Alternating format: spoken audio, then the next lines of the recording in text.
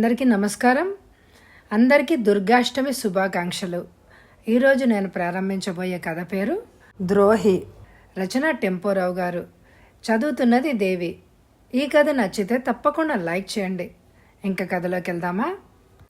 హాల్లో లైట్లు ప్రకాశవంతంగా వెలుగుతున్నాయి. పెద్ద సోఫాలో వనిత, గిరిజ పక్కపక్కనే కూర్చొని మాట్లాడుకుంటున్నారు.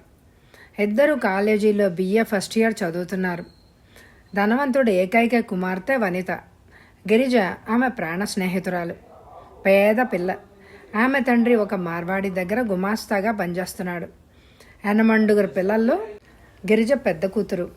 హై స్కూల్ నుంచి వాళ్ళిద్దరూ కలిసి చదువుకున్నారు. 10th స్టాండర్డ్ పాస్ అవగానే గిరిజ చదువు మానేస్తా అంది. ఎందుకు మానేయాలి? వనిత అడిగింది. మా నాన్న ఇంక చదివించలేడు. 8 పిల్లలం.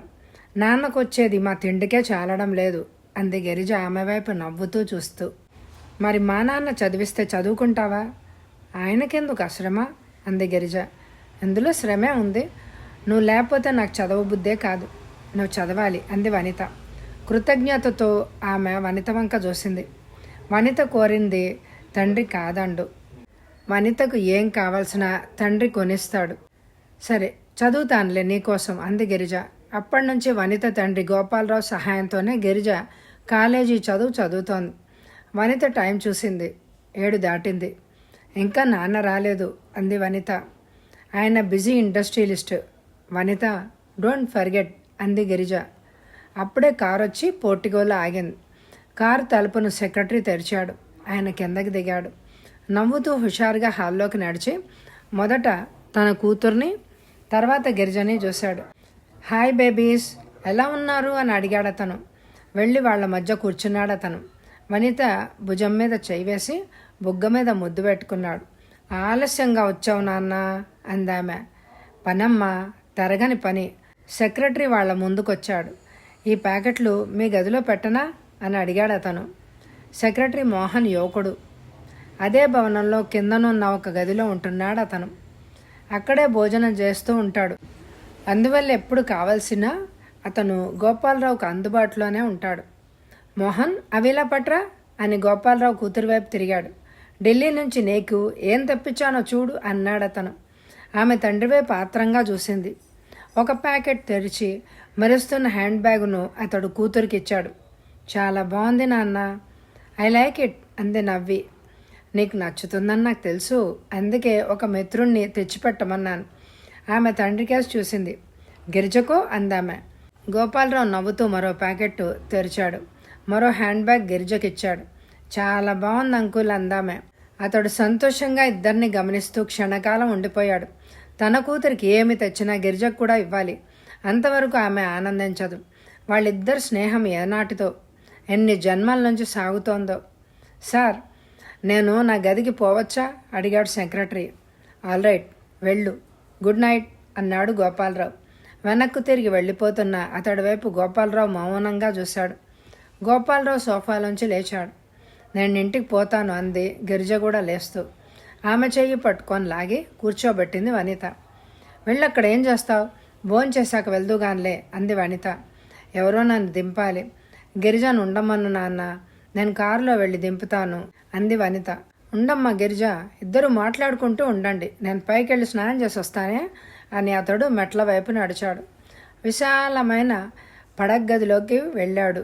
గోడకు అమర్చిన లైఫ్ సైజ్ ఆయిల్ పెయింటింగ్ వైపు చూస్తూ నిలబడిపోయాడు. పద్మ పట్టుచీరతో ఉండి మెళ్ళో నగలు మెరుస్తున్నాయి. ఆమె ప్రకాశవంతంగా నవ్వుతోంది. పద్మ పద్మ అనుకుంటూ అతడు సోఫాలో కూర్చుని పెయింటింగ్ వైపు చూస్తూ ఉండిపోయాడు. ఆమె అతడి జీవితంలోంచి శాశ్వతంగా తొలగిపోయింది. 18 ఏళ్లు దాటాయి. వనితను కానీ ఆమె కళ్ళు మూసింది. అప్పటి నుంచి వనితకి తల్లి, తండ్రి అన్నీ తనే అయి పెంచుతున్నాడు. అతడి మెదడులో ఏవో జ్ఞాపకాలు మెదులుతున్నాయి. తన భార్యను ప్రేమించి పెళ్లి చేసుకున్నాడు. ఆమె ధనవంతుల బిడ్డ కాదు. ఒకనాటి రాత్రి జోరుగా వర్షం కురుస్తోంది. అతడు కారులో వెళ్తున్నాడు. బస్టాండ్లో ఒంటరిగా ఒక యువతి నిలబడింది. వర్షంలో ఆమె ధరించిన దుస్తులు బాగా తడిసిపోయాయి.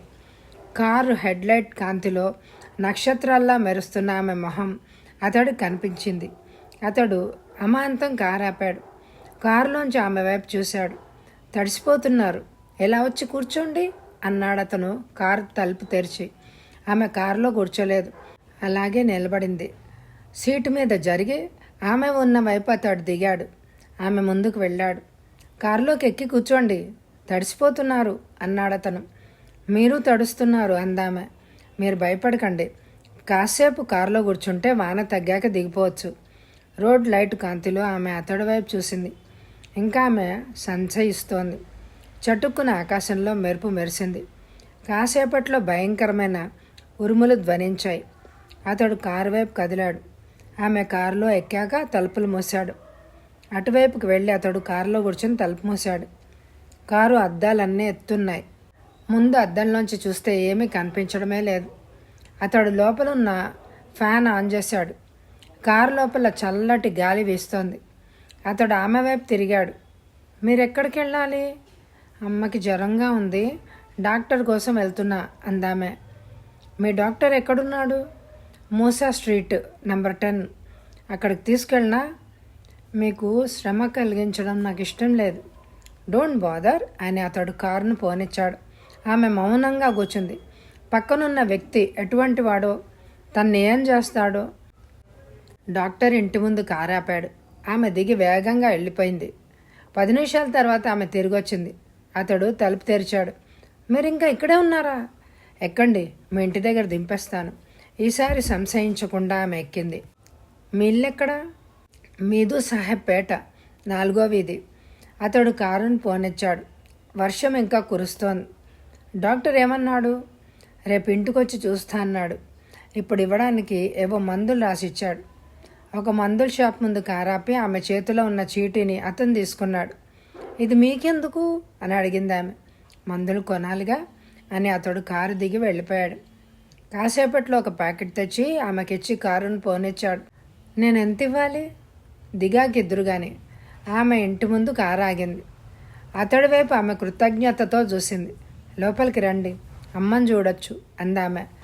ఆమె వెనకనే అతడు లోపలికి వెళ్ళాడు. 60 ఏళ్ల వృద్ధురాలు మంచం మీద పడుకొని మూలుగుతోంది. అమ్మా, వచ్చావా? ఈ వర్షంలో ముద్దైపోయిన నన్ను ఈయన కాపాడారమ్మా. కారులో తీసుకొచ్చి ఇక్కడ దింపారు అంది పద్మ. తల్లి మంచం పక్కనే ఒక కుర్చీ వేసి అతన్ని కూర్చోమంది. ఆ విధంగా ప్రారంభమైన పరిచయం ప్రేమగా మారింది. తండ్రితో చెప్పి అతడు పద్మను పెళ్ళాడాడు. పద్మతో అతను ప్రపంచమంతా తిరిగాడు. 3 ఏళ్ల పాటు జీవితం ఆనందంగా సాగిపోయింది. సిజేరియన్ ఆపరేషన్ చేసి డాక్టర్ బిడ్డను బయటికి తీసింది. కానీ పద్మ కోలుకోలేదు. పోతూ పోతూ ఆమె అన్న మాటలు అతడి హృదయంలో శాశ్వతంగా నిలిచిపోయాయి. నేను బ్రతకను. బిడ్డ కోసం, నా కోసం మీరు మళ్ళా పెళ్లి చేసుకోండి. చేసుకుంటారుగా అని అతడు జవాబు ఇచ్చే లోపలే ఆమె మరణించింది. అతడు మరో పెళ్లి గురించి ఎప్పుడూ ఆలోచించలేదు. పద్మ ఇచ్చిన బిడ్డను ప్రాణప్రదంగా చూసుకుంటూ, భార్య పేరునే స్మరిస్తూ అతడు జీవితాన్ని గడుపుతూ వచ్చాడు. టెలిఫోన్ మోగింది. తుళ్ళి పడుతూ అతడు రిసీవర్ని ఎత్తాడు. నాన్న, కింద నుంచి నేనే. స్నానం చేశావా? వడ్డించమన్నాను. భోజనం చేసేద్దాం, కిందకి రా అంది వనిత. వస్తున్నానమ్మా అని అతడు రిసీవర్ పెట్టేశారు. బట్టలు మార్చుకొని మొహం కడుక్కొని అతను కిందకి వెళ్ళాడు. గదిలో వెతుకుతూ కదులుతోంది గిరిజ. దేనికోసం ఆత్రంగా చూస్తున్నావు అడిగింది తల్లి గోదావరమ్మ. నా కొత్త హ్యాండ్ బ్యాగ్ కనపడడం లేదు అంది గిరిజ. ఇంకెక్కడ హ్యాండ్ బ్యాగు? ఆయన కంటపడింది. ఎత్తుకుపోయి అమ్మేసి తాగేసి ఉంటాడు అందామె. గిరిజ తల్లివైపు చూసింది. ఈ కొంపలో బ్రతకడం ఎలాగమ్మా? ఎవరో ఇచ్చింది కూడా నాన్న ఎత్తుకుపోతాడు అంది గిరిజ విసుగ్గా. ఈ ఇంట్లో పుట్టడం నువ్వు చేసిన తప్పమ్మా అంది తల్లి విచార వదనంతో. తల్లివైపు దీనంగా చూసింది గిరిజ. అమ్మా, పుట్టుక చావు మన చేతుల్లో లేవు. మనిషి ఎక్కడో పుడతాడు, మరెక్కడో చస్తాడు. అమ్మా, నేను చదువు ముగించి ఏదో ఉద్యోగం చేసి నీకు సహాయపడతాను. నీ మాటలకు సంతోషిస్తున్నాను అంది తల్లి. పుస్తకాలు తీసుకుని గిరిజ బయటికి నడిచింది. రోడ్డమ్మట నడుస్తోంది. తన తండ్రి గుమాస్తాగా పనిచేసే సేట్ గోకుల్దాస్ ఇంటి ముందు నుంచి వెళ్తోంది. అప్పుడే కారులో వెళ్తున్న గోకుల్దాస్ ఆమె వైపు ఆత్రంగా చూశాడు. ఈ అమ్మాయిని ఎక్కడో చూసినట్టుందే అన్నాడు డ్రైవర్తో. మన ఆఫీస్లో పనిచేసే గంగరాజు గారి కూతురండి అన్నాడు డ్రైవర్. కారు రోడ్డమ్మట దూసుకుపోయింది.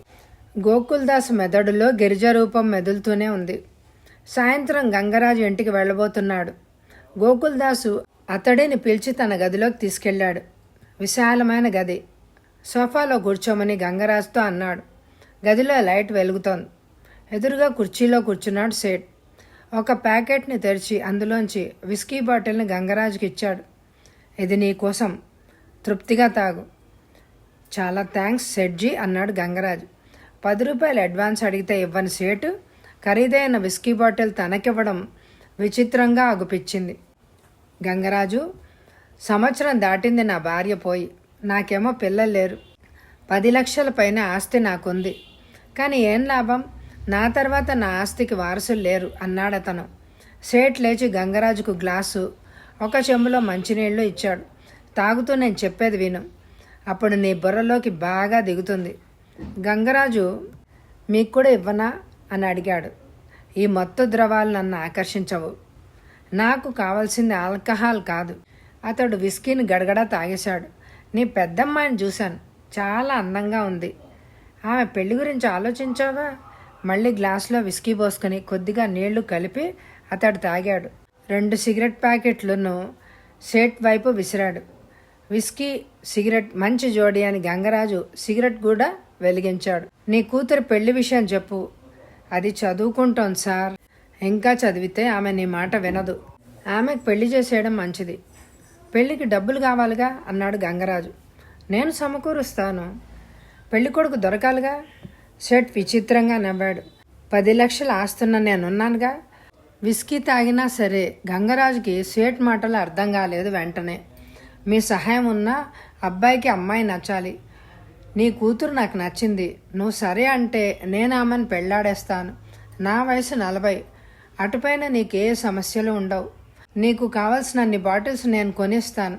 మీ ఇంటికి కూడా మాసం మాసం కొంత డబ్బు ఇస్తాను. ఒక అమ్మాయి పెళ్లితో నీ జీవితం మారిపోతుంది. నీ కుటుంబం రూపం మారిపోతుంది. అంతకంటే నీకు, నీ భార్యకు ఏం కావాలి?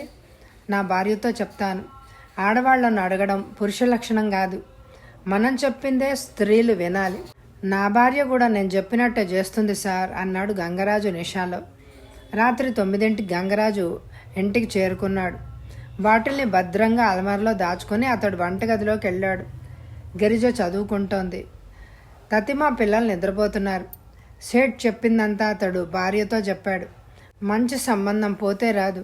దమ్ముడి ఖర్చు లేకుండా పెళ్ళైపోతుంది అన్నాడతను. అమ్మాయి ఒప్పుకోవాలిగా అంది అతడి భార్య. నేను దాన్ని అడగను. ఈ పెళ్ళి అయితే మనందరి గతి బాగుపడుతుంది. మనకి అది ముఖ్యం. మనం సుఖంగా జీవిస్తాం. నీ ఇష్టం అందామె. చదువు మాని గిరిజ వాళ్ళ మాటలు వింది. గాబరాగా వంటిట్లోకి వెళ్ళింది. నా పెళ్లి విషయం మాట్లాడుతున్నట్టున్నారు అని అందామె. అప్పుడే ఈ శుభవార్త నీ చెవిన పడిందన్నమాట అన్నాడు గంగరాజు. ఇది అశుభవార్త.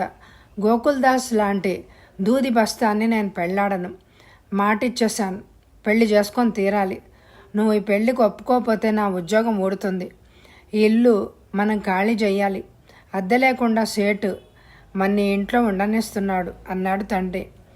మీ సుఖం కోసం నన్ను బలి చేస్తారా అరిచిందామె. ఇది బలి కాదమ్మా. ఇంటిల్లి పాదని ఉద్ధరించిన దేవతగా నువ్వు అగుపిస్తున్నావు అంది తల్లి. గిరిజ అక్కడి నుంచి వెనక్కి తిరిగి వచ్చేసింది. తండ్రి బాగా తాగున్నాడు. అతడితో ఎక్కువగా వాదిస్తే అరుస్తాడు. ఎరుగు పొరుగు వాళ్ళు నవ్వుతారు. గిరిజ పుస్తకాలను పక్కన పడేసి చాప మీద పడుకుంది. ఆలోచిస్తూ అలాగే ఉండిపోయింది. ఈ పెళ్లికి తను ఒప్పుకోకూడదు. ఏదో చేసి తన తల్లిదండ్రుల అడకత్తరలోంచి బయటపడాలి. చీకటి పడుతోంది. ఆనాటి రాత్రి సేట్ గోకుల్దాస్ తండ్రితో ఇంటికొస్తాడు. ఎక్కడికైనా పారిపోవాలి అని ఆమె ఆలోచన. కారు హారన్ విని ఆమె బయటకెళ్ళింది. గోపాలరావు మెర్సిడీస్ కారు ఆగి ఉంది. ఆమె కారు దగ్గరికి వెళ్ళి చూసింది. కారులో వనిత లేదు. స్టీరింగ్ వీల్ వెనక గోపాలరావు ఉన్నాడు. ఎక్కమ్మా అన్నాడు అతను. కారులో ఎక్కి ఆమె తలుపు మూసింది. అతడు కారును పోనిచ్చాడు. వద్దంటే వినకుండా వనిత మోపెడ్ మీద వెళ్ళింది. కింద పడింది. లక్కీ, కొద్దిగానే దెబ్బలు తగిలాయి అన్నాడతను. నా దగ్గర దాచకండి. బాగా దెబ్బలు తగిలాయా అని అడిగింది కన్నీళ్లతో. నువ్వే చూస్తావుగా. గోర్ఖా గేట్ తెరిచాడు. మెర్సిడీస్ కారు లోపలికి వెళ్ళి పోర్టిగోలో ఆగింది. ఇద్దరు కిందకి దిగి మెట్లెక్కి పైకి వెళ్ళారు. వనిత మోకాల మీద చేతి మీద కట్లున్నాయి. ఆమె బాగా నిద్రపోతోంది. నీకోసం వనిత ఎన్నోసార్లు అడిగింది. డాక్టర్ ఇచ్చిన ఇంజెక్షన్ మూలంగా ఆమె నిద్రపోయి ఉంటుంది అన్నాడు గోపాలరావు. పడుకోవడం మంచిదేలేండి అంది గిరిజ. అంతవరకు అక్కడ కూర్చున్న మోహన్ రావు వాళ్ళు రాగానే లేచి నుంచున్నాడు. మోహన్, అమ్మ ఏదైనా అడిగిందా? గోపాలరావు అడిగాడు. గిరిజ అని పిలుస్తూ నిద్రలోకి జారుకుంది సార్ అన్నాడు మోహన్ రావు. వనిత పక్కనే కూర్చుంది గిరిజ. తండ్రి అక్కడే సోఫాలో కూర్చున్నాడు. మోహన్ రావు కిందకి వెళ్ళిపోయాడు. 10 కావస్తోంది. వనిత ఇంకా లేవలేదు. మీరు వెళ్ళి భోంచేయండి అంకుల్ అందామె. దెబ్బల బాధ తెలియకుండా ఉండేందుకు డాక్టర్ ఇంజెక్షన్ ఇచ్చాడు. పడుకుని అది ఎప్పుడు లేస్తుందో. నువ్వు రా భోంచేద్దాం అన్నాడు అతను. అంకుల్, నేను ఇప్పుడు తినలేను, మీరు వెళ్ళండి. గోపాలరావు కిందకెళ్ళాడు. భోజనం ముగించి హాల్లోకి వచ్చాడు. మోహన్ ఎదురయ్యాడు. సార్, ఏదైనా కావాల్స్తే నాకు ఫోన్ చేసి చెప్పండి, ఎంత రాత్రైనా పర్లేదు అన్నాడు మోహన్. గోపాలరావు అతడు చేయి పట్టుకొని ఆప్యాయంగా నిమిరాడు. గుడ్ బాయ్ అన్నాడు. క్షణకాలం అతను మోహన్ వైపు చూస్తూ ఉండిపోయాడు. 2 ఏళ్ల క్రితం తన కారు యాక్సిడెంట్ అయింది. అతడు స్పృహ తప్పి కారులోంచి కింద పడ్డాడు. సైకిల్ మీద పోతున్న మోహన్ అతడిని హాస్పిటల్కి చేర్చి ఇంటికి ఫోన్ చేసి వనితతో అంతా చెప్పాడు. కోలుకున్నాక గోపాలరావు అతడికి 1000 రూపాయలు ఇవ్వబోయాడు. మీరు ఇచ్చే డబ్బు కరిగిపోతుంది సార్, నేను BA పాస్ అయ్యాను, నాకేదైనా ఉద్యోగం ఇవ్వండి, సాయశక్తిలా పనిచేస్తాను అన్నాడు మోహన్. మోహన్కి ఎవ్వరూ లేరు. అనాథాశ్రమంలో పెరిగి BA పాస్ అయ్యాడు. అదంతా విని గోపాలరావు అతడిని తన సెక్రటరీగా ఉండమన్నాడు. మోహన్ 11 కావస్తోంది, వెళ్ళి పడుకో అన్నాడు గోపాలరావు మెట్లెక్కుతూ. వనిత గాఢ నిద్రలో ఉంది. గిరిజ సోఫాలో పడుకొని ఏడుస్తోంది. ఎదురుగా నిలబడిన గిరిజ వైపు అతడు చూశాడు. ఎందుకమ్మా అంతగా ఏడుస్తావు? వనితకేమీ అవదు. మరికొన్ని గంటల్లో ఆమె లేచి కూర్చుంటుంది, నీతో కబుర్లు చెప్తుంది. వనిత గురించి కాదు అంకుల్. అతడు ఆమె పక్కనే సోఫాలో కూర్చున్నాడు. ఏంటో చెప్పమ్మా అన్నాడు అతడు. ఆమె ఏడుస్తూ ఉండిపోయింది. ఏం జరిగిందో చెప్పు. సేట్ గోకుల్దాసు అనే దూదిబస్తాకి నన్ను భార్యగా బలివ్వాలి అని అమ్మా నాన్న నిశ్చయించుకున్నారు అందామె. నువ్వు వద్దంటే అది ఆగిపోతుంది, దానికోసం ఏడవడం అనవసరం అన్నాడు అతను. అది ఆగదు, బలాత్కారంగా నా పెళ్లి సాగిపోతుంది. Non sense. నేను నిన్ను రక్షిస్తాను, ఒక విధంగా రక్షించగలను. ఎలాగో చెప్పు, అలాగే రక్షిస్తాను. ఆమె అతడి వైపు సూటిగా చూసింది. మీరు నన్ను పెళ్ళాడండి. అతడు తుళ్ళిపడ్డాడు. ఎదురుగా గోడ మీద ఉన్న పద్మ ఆయిల్ పెయింటింగ్ వైపు చూశాడు. గిరిజ, ఏంటి నువ్వు అనేది? ముందుగా మీతో నా పెళ్ళి అయిపోతే వాళ్ళు ఏం చేయలేరు. నా వయసు 46 ఏళ్ళు, నువ్వేమో చిన్న పిల్లవి, నా కూతురు లాంటి దానివి. ఆమె గోడ మీద ఉన్న పద్మ ఆయిల్ పెయింటింగ్ వైపు చూసింది. మీరు ఒక గొప్ప ప్రేమమూర్తి. 3 ఏళ్ల జీవితంలో ఎన్ని జన్మలెత్తినా తరగనంత ప్రేమను మీ భార్యకు అందించారు. మీలాంటి ప్రేమికుడికి వయసు ఏమీ లేదు. గిరిజ, ఈ జీవితంలో నేను ఎవ్వరిని పెళ్ళాడను. నా హృదయంలో పద్మరూపం జ్యోతిలాగా వెలుగుతోంది. మీకు ఆమె మీద ఎంత ప్రేమ ఉందో నాకు తెలుసు. నేను రోజు చూస్తున్నాను. మీ భార్య స్థానాన్ని ఎవ్వరూ ఆక్రమించుకోలేరని కూడా నాకు తెలుసు. నన్ను కాపాడడం కోసం మీరు నన్ను పెళ్ళాడాలి అందామె. అదంత సులువుగా చేయగలిగిన పని కాదు. అంకుల్, డోంట్ బాదర్, అయ్యేదేదో అవుతుంది. గోపాలరావు సమీపంలో ఉన్న తన పక్క మీద వాలి పడుకున్నాడు. అతడికి నిద్ర రావడం లేదు. తీవ్రంగా ఆలోచిస్తున్నాడు. ఎప్పుడు నిద్ర పట్టిందో అతడికే తెలియదు. ఏవో మాటలు విని అతడు మేల్కొని పక్క మంచం వైపు చూశాడు. గిరిజ, వనిత నవ్వుతూ కబుర్లు చెప్పుకుంటున్నాడు. ఎంత మైత్రి వాళ్ళది. బ్రెడ్ ముక్కలు బిస్కెట్లను గిరిజకి నోటికి అందిస్తోంది. వనిత హుషారుగా తింటోంది. ఎటుపైన ఆ మోపెడ్ మీద వెళ్లకు అంది గిరిజ.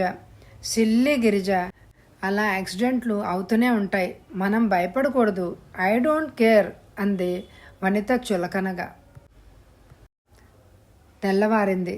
గోపాలరావు మొహం కడుక్కొని కిందనున్న డైనింగ్ హాల్లోకి వచ్చాడు. అక్కడ వనిత, గిరిజ సిద్ధంగా కూర్చుని ఉన్నారు. నీ రాక కోసం ఎదురు చూస్తున్నాను నాన్న అంది వనిత. అతడు కుర్చీలో కూర్చుని గిరిజ వైపు చూశాడు. నిన్న రాత్రి నీ స్నేహితురాలు భోజనం చేయలేదు, నీ పక్కన అలాగే కూర్చుని ఉండిపోయింది అన్నాడు అతను. గిరిజ, ఇప్పుడు ఎక్కువగా తినాలి అంది వనిత. ముగ్గురు ఆకలితో టిఫిన్ తింటున్నారు. అమ్మాయి, కాలేజీకి వెళ్ళకు అన్నాడతను. నేను వెళ్ళను అంది గిరిజ. గిరిజ, నువ్వు వెళ్ళు, ఏం చెప్పారో నాకు తెలుస్తుందిగా. నాన్న, నువ్వు ఆఫీస్కి వెళ్ళేటప్పుడు గిరిజను కాలేజీ దగ్గర డ్రాప్ చేయి అంది వనిత. అలాగేనమ్మా అన్నాడతను. వనిత దుస్తులు ధరించి గిరిజ వెళ్ళి కారులో ముందు సీట్ మీద కూర్చుంది. మోహన్ రావు కారు పక్కనే నిలబడ్డాడు. కారు ఎక్కబోతూ గోపాలరావు పక్కనున్న మోహన్ వైపు చూశాడు. మోహన్, నువ్వు కింగ్ అండ్ కంపెనీకి వెళ్ళి నేను చెప్పింది చేసి ఆఫీస్కి రా అన్నాడతను. ఎస్ సార్ అన్నాడు మోహన్ వినయంగా. స్టీరింగ్ వీల్ వెనక గోపాలరావు కూర్చున్నాడు. బాయ్ బాయ్ అంది వనిత. మెర్సిడీస్ కారును గోపాలరావు పోనిచ్చాడు. ఓరగా ఆమె వైపు చూశాడు.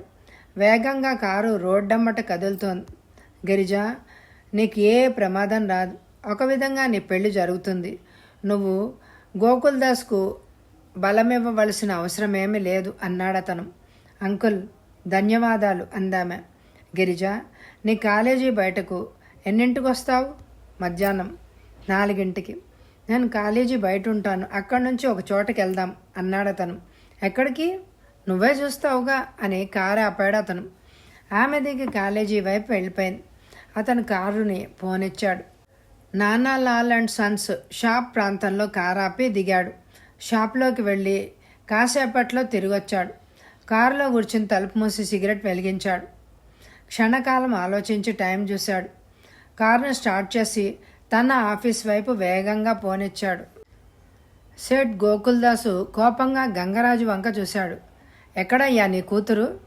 నన్ను ఇంటికి తీసుకెళ్ళావు. నీ భార్యకు పిల్లలకు కొత్త గుడ్డలు ఇచ్చాను. నీకు విస్కీ బాటిల్స్ ఇచ్చాను. కానీ నీ కూతురు నాకు కనపడలేదు అరిచాడతను. అది స్నేహితురాలు ఇంటికి వెళ్ళింది. అది రాగానే మిమ్మల్ని మళ్ళీ తీసుకెళ్తాను అన్నాడు గంగరాజు. నేను రాను. దాన్నే ఇక్కడికి తీసుకురా. తను కాపురం చేయబోయే ఇల్లు ఒకసారి చూస్తుంది అన్నాడు సేట్. అలాగే చెప్తాను అన్నాడు గంగరాజు.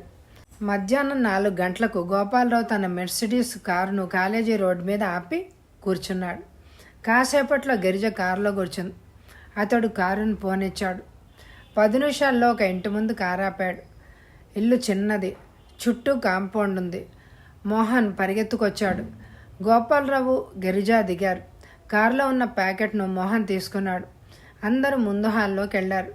చక్కటి సోఫాలు ఉన్నాయి. గోపాలరావు కూర్చుని వాళ్ళను కూర్చోమన్నాడు. క్షణకాలం నిశ్శబ్దంగా ఉంది. గోపాలరావు మోహన్ వైపు సూటిగా చూశాడు. మోహన్, నీ మీద నాకు చాలా నమ్మకం ఉంది. అందుకే నేను ఇక్కడికి రమ్మన్నాను.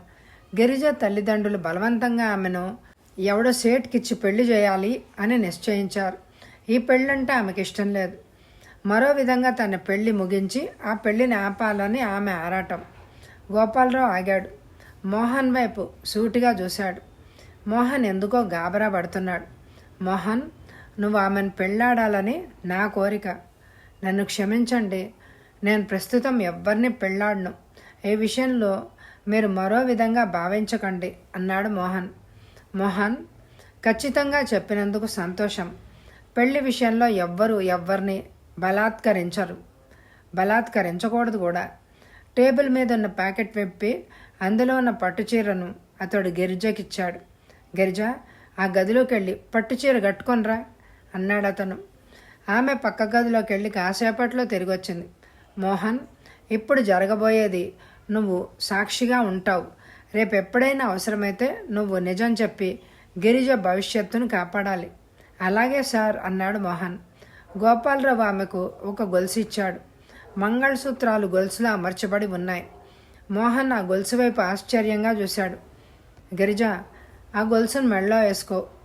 ఆమె నవ్వుతూ వేసుకుంది. మోహన్, ఈ క్షణం నుంచి మేము భార్యాభర్తలుగా నటించబోతున్నాం. మా ఇద్దరి మధ్య భార్యాభర్తలకు ఉండే సంబంధాలు ఉండవు. ఆమె నా ఇంట్లో ఉంటుంది, కానీ మేము వేరు గదుల్లో పడుకుంటాం. ఆమెను కాపాడడం కోసం నీ సమక్షంలో ఈ విధంగా ఆమె పెళ్లి జరిగింది. నువ్వు అంతా చూసావు. విచిత్రంగా ఉంది సార్ అన్నాడు మోహన్. గోపాలరావు ఆమె వైపు నవ్వుతూ చూశాడు. గిరిజ, ఇది చాలుగా ప్రశ్నించాడు. చాలా అంకుల్ అందామె. ఆనాటి రాత్రి 8 గంటలకి గోపాలరావు ఆమెను కారులో ఇంటికి తీసుకెళ్లాడు. ఆమె కారు దిగింది. గంగరాజు కారు దగ్గరికి పరిగెత్తుకొచ్చాడు. ఎక్కడికి పోయావే అని అడిగాడు తండ్రి.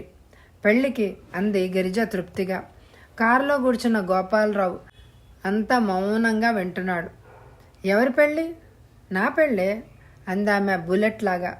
మాకు తెలియకుండా నీ పెళ్ళా? ఎప్పుడు తెలిసిందిగా అందామె మంగళసూత్రాలని పైకి చూపిస్తూ. నేను పెళ్ళాడిన వాడెవడు? ఆయనే నా భర్త అందామె గోపాలరావు వైపు చూపిస్తూ. గిరిజ ఇంట్లోకి వెళ్ళింది. గంగరాజు నవ్వుతూ గోపాలరావు వైపు చూశాడు. ఎన్నో ఆశలతో ఈ పిల్లని పెంచాను, దాన్ని జాగ్రత్తగా చూసుకోండి అన్నాడు గంగరాజు. సేట్ గోకుల్దాస్ కంటే బాగానే చూస్తాను అన్నాడు గోపాలరావు నవ్వుతూ. మాది చాలా పేద కుటుంబం, కాస్త మీరు మాకు సహాయం చేస్తూ ఉండాలి. అదంతా గిరిజ చేతుల్లోనే ఉంది. గంగరాజు ఇంటివైపు పరిగెత్తాడు. కొంచెం సేపు అయ్యాక గిరిజ కారు దగ్గరకు వచ్చి తల్లిదండ్రులు, తమ్ముళ్ళు, చెల్లెళ్ళు కుమ్మడిగా ఆమె వెనకే వచ్చారు. గిరిజ కారులో కూర్చుని తలుపు మూసింది. ఎన్నేళ్ల పాటో తను కలిసి జీవించిన వాళ్ల వైపు ఆమె దీనంగా చూసింది. గోపాలరావు కారుని పోనిచ్చాడు. ఆమె కిలకిలా నవ్వసాగింది. గిరిజ, ఎందుకలా నవ్వుతున్నావు? గోకుల్దాస్ ఈ వార్త విని గుండెలు బాదుకుంటాడు. అదంతా ఆలోచిస్తే నవ్వొస్తోంది అందామె. పోర్టుగోల్లో మెర్సిడీస్ కారు ఆగింది. వనిత ముందు వరండా మీద నిలబడి ఉంది. కారులోంచి దిగిన గిరిజ వైపు వనిత విచిత్రంగా చూసింది. హాయ్ గిరిజ, ఏమిటి పెళ్లి కూతుర్లా ఉన్నావు అంది. పెళ్ళయిందిగా అంది గిరిజ. నన్ను ఫూల్ చేస్తున్నావా? పెళ్ళేంటి? నా పెళ్ళి ఇవాళే అయిపోయింది అంది గిరిజ. మౌనంగా గోపాలరావు వరండా మీద నిలబడ్డాడు. నిన్ను పెళ్ళాడిన ఆ మూర్ఖుడెవడు అంది వనిత నవ్వుతూ. ఆయనే మీ నాన్న అంది గిరిజ. కోపంతో వనిత మొహం ఎర్రబడింది. ఆమె తండ్రి వైపు కోపంతో చూసింది. నాన్న అని భయంకరంగా అరిచింది. ఏమిటమ్మా, ఎందుకా కంగారు అన్నాడు గోపాలరావు మెల్లిగా. దీన్ని పెళ్ళాడావా? అది నిజం కాదని చెప్పు నాన్న. ఈ చిరుగుడ్డల దిష్టి పెడతను పెళ్ళాడలేదని చెప్పు నాన్న అరిచింది వనిత. ఆమె ఇలా ప్రవర్తిస్తుందని అతడు కల్లో కూడా ఊహించలేదు. వాళ్ళ అన్యోన్యత ఒక్క క్షణంలో పటాపంచలు అవుతుందని అతడికి కూడా తట్టలేదు. వనిత, ఆమెను నీ స్నేహితురాల్ని కాపాడడం కోసమే జరిగింది అన్నాడు గోపాలరావు. వనిత అమాంతంగా పైకి పరిగెత్తింది.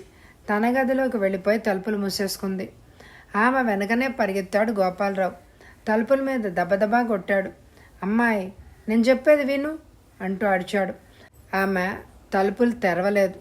గోపాలరావు గుమ్మం బయట పచార్లు చేస్తున్నాడు. గిరిజ పైకి వచ్చింది.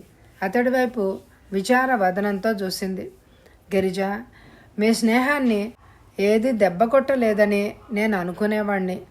ఆమె ప్రాణ స్నేహితురాలైన నిన్ను కాపాడాలని ఇదంతా జరిపించాను. మనం చేసింది మన్నే బెడిసికొట్టింది అన్నాడు గోపాలరావు. గిరిజ తలుపు తట్టింది. వనిత, నన్ను లోపలికి రాని అందామె. పో, నీ మొహం నాకు అసలు చూపించకు. యూ ఫూల్, నా మాట విను. నేను ఫూల్నే, అందుకే నిన్ను ఆదరించాను. నువ్వు నంగనాచివి. నాన్నను నీ వల్ల ఇరికించుకున్నావు. 18 ఏళ్ల పవిత్ర ప్రేమను మంటగలిపి నాన్న హృదయంలోకి కుమ్మరి పురుగులాగా దొల్చుకుపోయావు. నీకు కావాల్సింది నేను కాదు, నా స్నేహం కూడా కాదు, నాన్న ఆస్తి. అదే నీకు కావాలి అరిచింది వనిత లోపల నుంచి. కన్నీళ్లతో గిరిజ అతడి దగ్గరకు తిరిగి వచ్చింది. దూర ఆలోచనతో ఆమె మెదడు మండుతోంది. ఈ క్షణంలో ఏం చెప్పినా ఆమె వినదు అన్నాడు గోపాలరావు. అంకుల్, మీరు నన్ను క్షమించాలి. మిమ్మల్ని ప్రాణ సమానంగా పెంచిన మీ బిడ్డని వెడగొట్టానన్న అపకీర్తి నేను భరించలేను అందామె. గోపాలరావు ఆమె వంక చూశాడు. కళ్ళమ్మట ధారలుగా నీళ్లు కారుతున్నాయి. అదంతా అయోమయంగా ఉంది. చివరకు ఇలా పరిణమిస్తుంది అని తను కూడా అనుకోలేదు. అంకుల్, నేను మా ఇంటికి వెళ్ళిపోతాను. గోపాలరావు ఆమె చేయి పట్టుకున్నాడు. తొందరపడకు, ఆమెలో చెలరేగ తుఫాను మాయమవుతుంది. అటుపైన మనం చెప్పేది ఆమె సవ్యంగా వింటుంది. ఇదంతా చూస్తుంటే నాకు చాలా బాధాకరంగా ఉంది. వనితంటే నాకెంతో ప్రేమ, కానీ ఆమె నన్ను మరో విధంగా చూస్తోంది. గోపాలరావు ఆమెను సమీపంలో ఉన్న పక్క గదిలోకి తీసుకెళ్ళాడు. ఆ గదిలో మంచం, బీర్వా వగైరాలన్నీ ఉన్నాయి. గిరిజ, నువ్వు ఈ గదిలో ఉండు. ఆమె తలాడించింది. ముందు నాకు చెప్పకుండా తొందరపడి ఏమీ చెయ్యకే. త్వరలో అంతా బాగుపడుతుంది అని నా నమ్మకం. అలాగే అంకుల్ అందామె. గోపాలరావు బయటికి నడిచాడు. మోహన్ అతడికి ఎదురుగా వచ్చాడు. ఆమెతో నేను వెళ్ళి నిజం చెప్పనా అన్నాడు మోహన్. నిజం చెప్పినా వినే స్థితిలో లేదు వనిత. తర్వాత చూద్దాం అన్నాడు గోపాలరావు. 8 అయింది. గిరిజ మెల్లగా పక్కనున్న గోపాలరావు గదిలోకి వెళ్ళింది. అతడు సోఫాలో కూర్చొని పేపర్ చదువుతున్నాడు. టిఫిన్కి రండి అందామె. వనితను పిలువు. గిరిజ మెల్లగా వనిత గది ముందుకెళ్ళింది. తలుపు మూసింది. తొయ్యగానే తలుపు తెరుచుకుంది. ఆమె లోపలికి వెళ్ళింది. వనిత పల్చటి మ్యాక్సీలో ఉంది. గదిలోకి వచ్చిన ఆమె వైపు వనిత అసహ్యంగా చూసింది. బ్రేక్ఫాస్ట్కి రా. ఇది నీ ఇల్లని నన్ను పిలుస్తున్నావా? నేను రాను. మీరిద్దరూ వెళ్ళి తినండి. గిరిజ కదల్లేదు. ఆమె వైపు చూస్తూ ఉండిపోయింది. వనిత, నువ్వెందుకిలా నాకు దూరం అయిపోయావు? వనిత పరిహాసంగా నవ్వింది. నాన్న నీకు దగ్గరయ్యాడు, ఇంక నేనెందుకు? గిరిజ కోపంగా ఆమె వంక చూసింది. వనిత, పిచ్చిగా వాక్కు. నీ తండ్రిని నేను ఏదైనా అంటే నేను భరించలేను. ఆయన హృదయం ప్రేమతో నిండుంది. నిండి నీ వైపు వరదలా ప్రవహిస్తోందా? అంది వనిత అడ్డొస్తూ. నా వైపు కాదు, నీ తల్లి పద్మ వైపు. నీ తల్లి రూపం ఆయన హృదయంలో జ్యోతిలా వెలుగుతోంది. ఆ ప్రేమ జ్యోతి నువ్వే ఆర్పేశావు. నేనే కాదు, ఎవ్వరూ ఆర్పలేరు. చిక్కుల్లో ఇరుక్కున్న నన్ను కాపాడడానికి పెళ్లి కాని ఈ పెళ్లి జరిగింది. భార్యాభర్తల్లా నటిస్తున్నాం అంతే. మా ఇద్దరి మధ్య ఏ సంబంధం లేదు. గిరిజ, ఈ కథలన్నీ మీ అమ్మకు చెప్పు. ఆమె నమ్మొచ్చు. భార్యాభర్తలుగా నటించేవాళ్ళు ఉంటారని నాకు ఇంతవరకు తెలియదు. గిరిజ వెనక్కి తిరిగింది. మళ్ళా ఎప్పుడు నా గదిలోకి రాకు. ఈ ఇంటి మీద నాకు హక్కు ఉంది. నా జీవితాన్ని నేను జీవిస్తాను. మీ జీవితం మీది. విచార వదనంతో గిరిజ గోపాలరావు గదిలోకి వెళ్ళింది. జరిగిందంతా అతడితో చెప్పింది. ఇప్పుడు ఏం చేద్దాం అని అడిగింది. వనిత చెప్పిందే చేద్దాం. మన ఇద్దరం వెళ్ళి టిఫిన్ తిందాం అన్నాడు అతను. కిందనున్న డైనింగ్ హాల్లో ఇద్దరు టిఫిన్ తింటూ కూర్చున్నారు. వంటామ ట్రేలో ఏదో పట్టుకొని వెళ్తోంది. ఎక్కడికమ్మా అడిగాడు గోపాలరావు. వనితమ్మ బ్రేక్ఫాస్ట్ తన గదికి తెమ్మన్నారు అని ఆమె వెళ్ళిపోయింది. గిరిజ, చూసావా, అమ్మాయి తింటోంది. తినడం మానలేదు. మరికొన్ని రోజులు గడిస్తే ఆమె కిందకొచ్చి మన పక్కనే కూర్చొని తింటుంది అన్నాడతను. గిరిజ అతడి వైపు అదోలా చూసింది. ఆమె అంతగా మారుతుందనే నమ్మకం నాకు లేదు అందామె. ఎందువల్ల అలా అంటున్నావు అని అడిగాడు అతను. హై స్కూల్లో మేరీ అనే అమ్మాయితో ఆమె చాలా స్నేహంగా ఉండేది. ఎందువల్లనో వాళ్ళ స్నేహం చెడింది. మేరీ అదే స్కూల్లో చదివింది, కానీ వనిత ఆమెతో మళ్ళీ మాట్లాడలేదు. నాతో స్నేహం చేసింది. మేమిద్దరం స్నేహితులమయ్యాం. ఇప్పుడు మా స్నేహం కూడా దెబ్బతింది అందామె. ఇద్దరు టిఫిన్ ముగించి హాల్లోకి వచ్చారు. సోఫాలో కూర్చున్నారు. మోహన్ వాళ్ళ ముందుకొచ్చాడు. ఏంటి మోహన్, మీ అమ్మాయి వనితకి 1000 రూపాయలు కావాలట అన్నాడతను. ఆమెకా? డబ్బా? క్యాష్ బాక్స్లోంచి తీసివ్వు. ఇస్తాను సార్. మోహన్, మరో విషయం. మాకు దూరంగా ఉండి వనిత పాడవడం నాకు ఇష్టం లేదు. ఎటుపైనా నువ్వు నాతో రావద్దు. వనితకు తెలియకుండా ఆమెను వెంటాడు. ఆమె ఏం చేస్తున్నది, ఎవరెవరిని కలుస్తున్నది నాకు కావాలి అన్నాడు గోపాలరావు. అలాగే సార్. నువ్వు వెంటాడుతున్నట్టు ఆమె తెలుసుకోకూడదు. ఆమె కనుక్కోలేదు సార్. మారు వేషంలో ఆమెను వెంటాడుతాను అన్నాడు మోహన్. గుడ్ లక్ మోహన్ అన్నాడు గోపాలరావు. ఫియట్ కారు తనే నడుపుతూ వనిత బయటికెళ్ళింది. ఆమె కారు గేటు దాటగానే మోహన్ స్కూటర్ మీద దూసుకుపోయాడు. ఫియట్ కారు బీచ్ వైపు కదులుతోంది. బీచ్ లోపల రోడ్డు మీద కారాపి ఆమె దిగింది. సముద్రం వైపు వయ్యారంగా నడుస్తూ వెళ్ళింది. ఆమె కారు కొంచెం దూరంలో స్కూటర్ ఆపి దిగాడు మోహన్. చిరిగిన పైజమా జుబ్బాతో అతడు పేదవాళ్లాగానే ఉన్నాడు. అతడి వయసు 40 ఉంటుందని అనిపిస్తుంది చూసేవాళ్లకు. సముద్రం వైపు వెళ్తున్న ఆమెను చూసి మోహన్ ఫియట్ కారు వైపు కదిలాడు. ఇద్దరు యువకులు బానెట్ ఎత్తి ఏదో చేస్తున్నారు. వాళ్ల పక్క నుంచి మోహన్ మెల్లగా కదులుతున్నాడు. ఆ పెట్ట వచ్చి కారు స్టార్ట్ చేసింది. కారు స్టార్ట్ అవ్వదు. అప్పుడు నేను రంగంలోకి వచ్చి రిపేర్ చేస్తాను. కారు వెంటనే స్టార్ట్ అవుతుంది అన్నాడు ఒక యువకుడు. మంచి ఐడియా. పెట్ట డబ్బున్నదిలాగా ఉంది. మన వల్ల పడితే పిండుకొని తాగొచ్చు. మోహన్ వాళ్ళ సంభాషణ విన్నాడు. వెనక్కి తిరిగాడు. బానెట్ మూసి ఇద్దరు యువకులు దూరంగా జరిగారు. వాళ్ల వైపు చూశాడు మోహన్. ఒక యువకుడు చూడ్డానికి చక్కగా ఉన్నాడు. ఖరీదైన ప్యాంట్ షర్ట్ వేసుకున్నాడు. చేతికి మెరుస్తున్న వాచ్ ఉంది. సముద్రపు ఒడ్డున ఇసుకలో ఆమె కూర్చుంది. చీకటి పడింది. పక్క నుంచి నడుస్తూ ఆమె ఏడుస్తోందని మోహన్ గమనించాడు. కొంచెం సేపు అయ్యాక వనిత తన కారు వైపు నడిచింది. ఎంత ప్రయత్నించినా కారు స్టార్ట్ కాలేదు. ఒక యువకుడు పక్క నుంచి వెళ్తూ ఆగి ఆమె వైపు చూశాడు. మిస్, కారు స్టార్ట్ అవ్వడం లేదా అని అడిగాడు. ఆమె తలాడించింది. అతడు బోనెట్ ఎత్తాడు. 10 నిమిషాల పాటు ఏదో చేశాడు. కారు స్టార్ట్ అయింది. అతడు బోనెట్ మూసి ఆమె పక్కకొచ్చాడు. కృతజ్ఞతతో ఆమె అతడి వైపు చూసింది. మీకు చాలా థ్యాంక్స్ అండి అందామె. డోంట్ బాదర్ అన్నాడు అతను. అతడు పచ్చగా పొడవుగా ఉన్నాడు. మీ పేరు? విక్టర్ జోన్స్ అన్నాడతను. మీరు ఎందాక వెళ్ళాలి? మైలాపూర్ అన్నాడతను.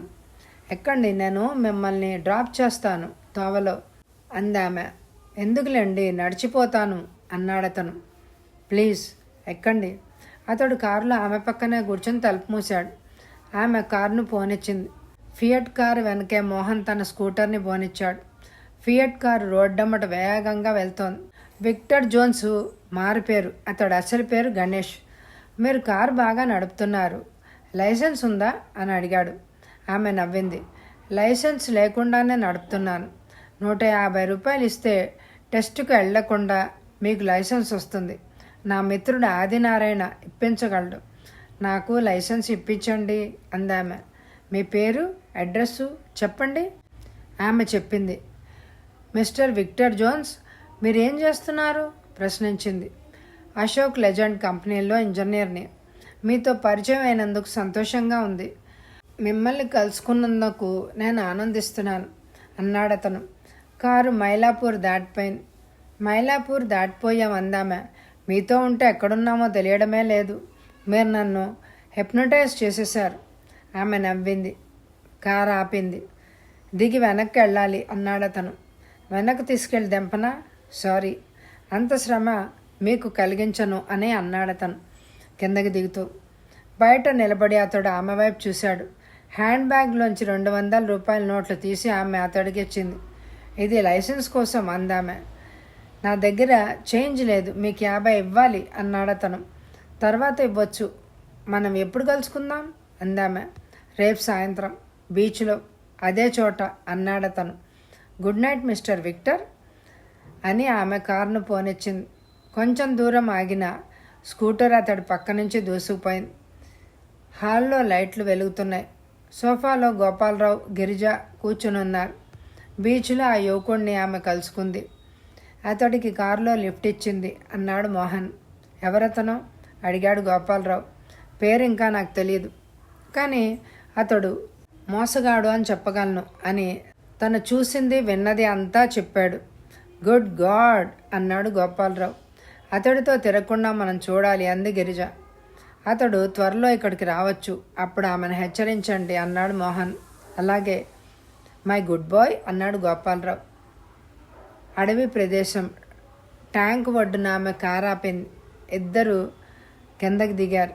ఈ చెరువులో స్నానం చేస్తే బాగుంటుంది అన్నాడతను. లెట్ స్విమ్ మిస్టర్ విక్టర్ అందామె. అతడు ఆమె భుజం మీద చెయ్యేశాడు. వనిత, నన్ను విక్టర్ అని పిలువు అన్నాడతను. బాతింగ్ దుస్తులు ధరించి ఇద్దరూ చెరువులోకి దూకారు. అరగంట పాటు ఈదుతూ స్నానం చేశారు. ఆమె పాదాలను అతను పట్టుకున్నాడు. ఆమె నవ్వింది. ఇద్దరు హుషారుగా ఒడ్డుకు చేరుకున్నారు. పక్కపక్కనే గడ్డి మీద పడుకున్నారు. వనిత, ఐ లవ్ యూ అన్నాడతను. సమీపంలోంచి తుపాకీ పేల్చిన చప్పుడు వినపడింది. ఎవరో ఉన్నారు అన్నాడతను. ఇద్దరు తొందరగా దుస్తులు మార్చుకున్నారు. కారులో కూర్చున్నారు. ఒకతను తుపాకీ పట్టుకొని ప్రత్యక్షమయ్యాడు. ఆకాశంలో ఎగిరే పక్షి వైపు అతడు షూట్ చేశాడు. కాసేపట్లో అతడు ఎక్కడికో వెళ్ళిపోయాడు. అతడు ఆమెను తన వైపు లాక్కున్నాడు. ఆమె ఎర్రటి పెదవులను బలంగా ఆవేశంగా ముద్దు పెట్టుకున్నాడు. యు ఆర్ కిల్లింగ్ మీ అందామె. కిల్లింగ్ విత్ లవ్ అన్నాడతను. ఆమె తీయగా నవ్వింది. విక్టర్, రేపు మా ఇంటికి రా అందామె. మీ నాన్న ఏమంటాడో అన్నాడతను. నాన్న నీ గురించి ఆలోచించాడు. నా వయసు పిల్లని నాన్న ఈ మధ్యనే పెళ్ళాడాడు. ఆమెలో లీనమై ఉంటాడు నాన్న అందామె. అయితే తప్పకుండా వస్తాను అని అన్నాడతను. నా కార్ డ్రైవింగ్ లైసెన్స్ ఎప్పుడొస్తుంది? 2 నెలలు పడుతుంది. పోస్ట్లో మీ ఇంటికే వచ్చేస్తుంది. 200 ఆదినారాయణకి ఇచ్చాను. మిగిలిన 50 అతను ఉంచుకోమన్నాను అన్నాడతను. ఒక సాయంత్రం 6ంటికి అతడు వనిత ఇంటికి వచ్చాడు. పెద్ద మనిషిలా కింద హాల్లో సోఫాలో కూర్చున్నాడు. గిరిజ అతడి వైపు సూటిగా చూసింది. ఎవరు మీరు? ఏం కావాలి అని అడిగింది ఆమె. నా పేరు విక్టర్ జోన్స్. మిస్ వనిత కోసం వచ్చాను అన్నాడతను. అదే సమయంలో వనిత హాల్లోకి వచ్చి అతడి వైపు నవ్వుతూ చూసింది. హాయ్ విక్టర్, పద పైకి పోదామా అంది ఆమె. ఆమెను నాకు పరిచయం చేయి అన్నాడతను. ఆమె నా స్టెప్ మదర్ అంది వనిత. విక్టరు వనిత నవ్వుతూ మెట్లెక్కుతుంటే గిరిజ కింద నిలబడి వాళ్ల వైపు చూసింది. మోహన్ హాల్లోకి వచ్చాడు. గిరిజగారు అన్నాడు మోహన్. చెప్పండి అందామె. విక్టర్ జోన్స్ అనే పేరుతో అతడు ప్రస్తుతం చెల్లామణి అవుతున్నాడు. అతడి అసలు పేరు గణేష్. ఒకసారి అతడు జైలుకి వెళ్ళొచ్చాడు అన్నాడు మోహన్. ఆ రాత్రి విక్టర్ వనితతో ఆమె గదిలో భోజనం చేశాడు. రాత్రి 12 దాకా అతడు ఆమె గదిలోనే ఉన్నాడు. కారులో తీసుకెళ్లి ఆమె అతడిని దింపి తిరిగొచ్చింది. హాల్లోంచి ఆమె మెట్ల వైపు వెళ్తోంది. హాల్లోని పెద్ద సోఫాలో గోపాలరావు, గిరిజ కూర్చునున్నారు. వనిత పిలిచాడు గోపాలరావు. ఆమె ఆగి తండ్రి వైపు చూసింది. అతడు ఆమె దగ్గరగా వెళ్ళాడు. ఎవరతను? నా ప్రియుడు. నేను అతన్ని పెళ్లాడబోతున్నాను. మాకు చెప్పకుండా పెళ్లాడతావా? నాకు చెప్పి మీరు పెళ్లి చేసుకున్నారా అని అడిగింది ఆమె. నువ్వు నా కూతురివి. అతడు మంచివాడు కాదు, మోసగాడు. నిన్ను చివరికి మోసగిస్తాడు. నిన్ను కాపాడే బాధ్యత నాది అన్నాడతను. గిరిజ మోసగత్తె. ఆమెను మీరు వదిలేశారా? అతడు ఏమైనా నాకు పర్వాలేదు. అతడు నాకు నచ్చాడు. నేను అతడిని పెళ్లాడతాను అందామె. అతడు నాకు నచ్చలేదు అన్నాడు గోపాలరావు. అతడిని పెళ్లాడేది నేను, నువ్వు కాదు నాన్న అందామె. అతడు ఒకసారి జైలుకి వెళ్ళొచ్చాడు. వనిత తండ్రి వైపు సూటిగా చూసింది. ఆ అబద్ధపు వార్త ఎవరు చెప్పారు? గిరిజ. నేను సుఖంగా ఉంటే మీరు చూడలేరా? నన్నెందుకు ఇలా పీడిస్తున్నారు? మీ ఇష్ట ప్రకారం మీరు పెళ్ళాడారు. నా ఇష్ట ప్రకారం నన్ను పెళ్ళాడనియ్యండి. వనిత, నేను గిరిజను పెళ్ళాడలేదు. మెళ్ళో మంగళసూత్రం ఆమె వేసుకుంది, నేను కట్టలేదు. అబద్ధాలు ఆడకు నాన్న. వనిత ఆమె స్నేహితురాలు. ఆమె తల్లిదండ్రులు ఆమెను బలవంతంగా సేట్ గోకుల్దాస్ అనే వృద్ధుడికిచ్చి పెళ్లి చేయాలి అని నిశ్చయించుకున్నారు. ఏడుస్తూ ఆమె అదంతా నాతో చెప్పింది. ఆ గండం నుంచి తప్పించడం కోసం ఆమెను పెళ్లాడినట్టు నటించాను. నువ్వెంతో ఆమె కూడా అంతే నాకు అరిచాడతను బాధతో. నాన్న, ఇదంతా నాకు చెప్పకు. నేను ఫూల్ని గాను. గిరిజ నా కళ్ళు తెరిచింది. జీవితం అంటే ఏంటో నాకు అర్థమైంది అని ఆమె మెట్లమ్మట పైకి వెళ్ళిపోయింది. 2 రోజుల నుంచి వనిత కనపడలేదు. గోపాలరావు ఆఫీస్కి వెళ్ళడం అని ఇంట్లో ఉండిపోయాడు. గిరిజ, మోహన్ అతడి పక్కనే ఉన్నారు. ఆమె విక్టర్తో వెళ్ళింది సార్, నేను చూశాను. వాళ్ళ కారును నేను మిస్ అయ్యాను. వెతికి వెతికి వెనక్కి తిరిగి వచ్చాను ఆ రోజున అన్నాడు మోహన్. విక్టర్ అడ్రస్ నీకు తెలుసా? తెలియదు సార్. అతడికి అసలు ఇల్లు లేనట్టుంది. పేవ్మెంట్ మీద అతడు జీవిస్తూ ఉండాలి. గుడ్ గాడ్ అన్నాడు గోపాలరావు. టెలిఫోన్ మోగింది. మోహన్ రిసీవర్ని అందుకున్నాడు. మీకోసమే సార్ అన్నాడు మోహన్. గోపాలరావు రిసీవర్ని అందుకున్నాడు. గోపాలరావు స్పీకింగ్ అన్నాడు అతను. మిస్టర్ గోపాలరావు, నీ కూతురు వనిత మా దగ్గర క్షేమంగా ఉంది. ఆమెతో ఉన్న విక్టర్ జోన్స్ మాతో పోట్లాడి కుక్కలా చచ్చాడు. నీకు ఆమె కావాలంటే మేం చెప్పినట్టు చెయ్యాలి అందో కంఠం. ఏం చేయాలో చెప్పండి. 5 లక్షలు ఇస్తే మీ అమ్మాయి మీ ఇంటికి తిరిగి వస్తుంది. డబ్బు సిద్ధంగా ఉంచండి. మళ్ళా ఫోన్ చేస్తాను. పోలీసులకు రిపోర్ట్ ఇస్తే నీ కూతురు చెక్కలు ముక్కలు అవుతుంది. అటువైపు నుంచి రిసీవర్ పెట్టేసిన శబ్దం వినపడింది. రిసీవర్ పెట్టేసి గోపాలరావు సోఫాలో కూలబడిపోయాడు. ఏమైంది అడిగింది గిరిజ. అతడు అంతా చెప్పాడు. విక్టర్ జోన్స్ చచ్చాడంటే నేను నమ్మను. అతడే ఇదంతా చేయిస్తూ ఉండాలి అన్నాడు మోహన్. రాత్రి 12 అయింది. టెలిఫోన్ మోగింది. గోపాలరావు రిసీవర్ ఎత్తి గోపాలరావు స్పీకింగ్ అన్నాడు.